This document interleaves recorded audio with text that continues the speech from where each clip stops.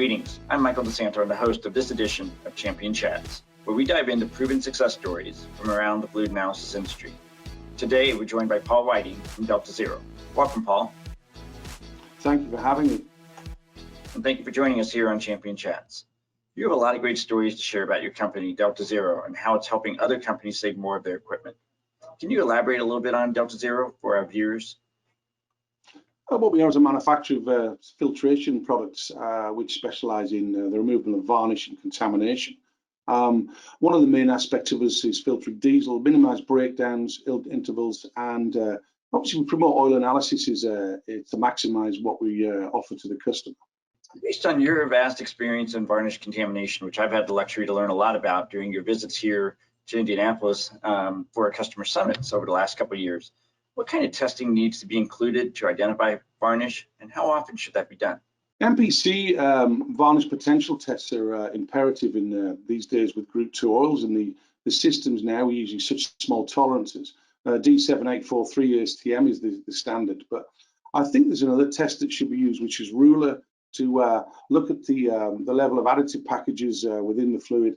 What this should happen from the varnish and MPC testing should be initially, depending on the level of varnish, every 3 months to start off with, and extended to 6 months, or after the introduction of varnish mitigation equipment, every 6 months thereafter, to keep an eye on what's going on. And why is the varnish removal process so vital for equipment health and reliability? I mean, it decreases equipment life, increases friction, temperature, reduces the oil life of the unit, and more importantly, reduces equipment life.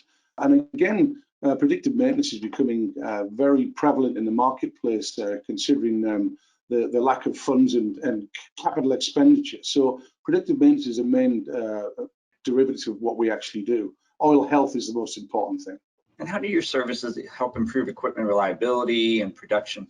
Well, we have a unique filtration method where we can remove varnish at extremely high temperatures, but again, it's referred to as the cholesterol of the oil industry, where up to 80% of breakdowns, depending on equipment, are actually attributed to varnish and contamination, water, etc.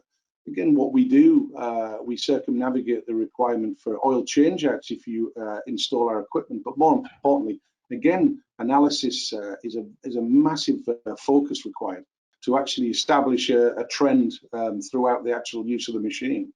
At POLARIS Laboratories, we're big about continuous improvement, constantly making improvements to programs.